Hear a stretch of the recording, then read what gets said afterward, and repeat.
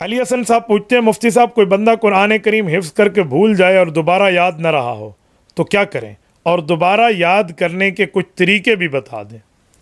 علی حسن صاحب آپ کا بہت پیارا نام ہے، حضرت علی المرتضیٰ اور حضرت امام حسن رضی اللہ تعالی عنہما، ان دونوں کا نام آپ کے نام میں موجود ہے۔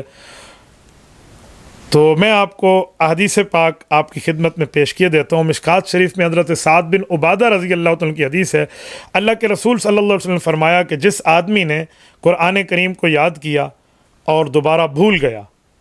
تو اللہ تعالیٰ کے ساتھ قیامت میں وہ اس حال میں ملاقات کرے گا کہ اس کا ایک ہاتھ کٹا ہوا ہوگا اور وہ آدمی جذام کی بیماری میں مبتلا ہوگا۔ دونوں قسم کے روایات موجود ہیں، لیکن ہاتھ کٹا ہوا ہونا یہ یہاں موجود ہے، ابو داؤد میں بھی اور دارمی میں بھی یہ لفظ ہے۔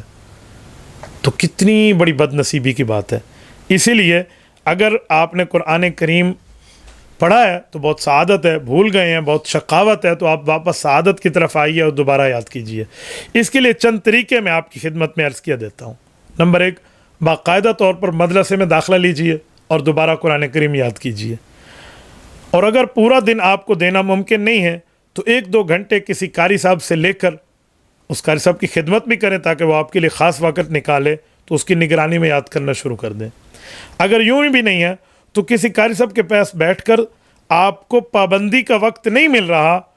تو از خود وقت نکال کر روزانہ کی بنیاد پہ 1 رکوع 1 پاؤ یا اس طرح جتنا آسان ہو آپ یاد کرنا شروع کر دیں،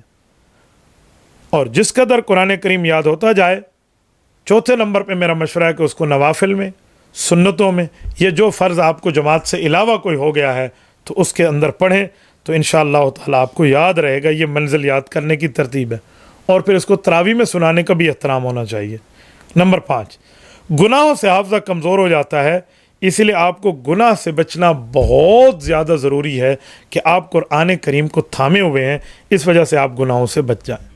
تبارك الذي نزل الفرقان على عبده ليكون للعالمين نذيرا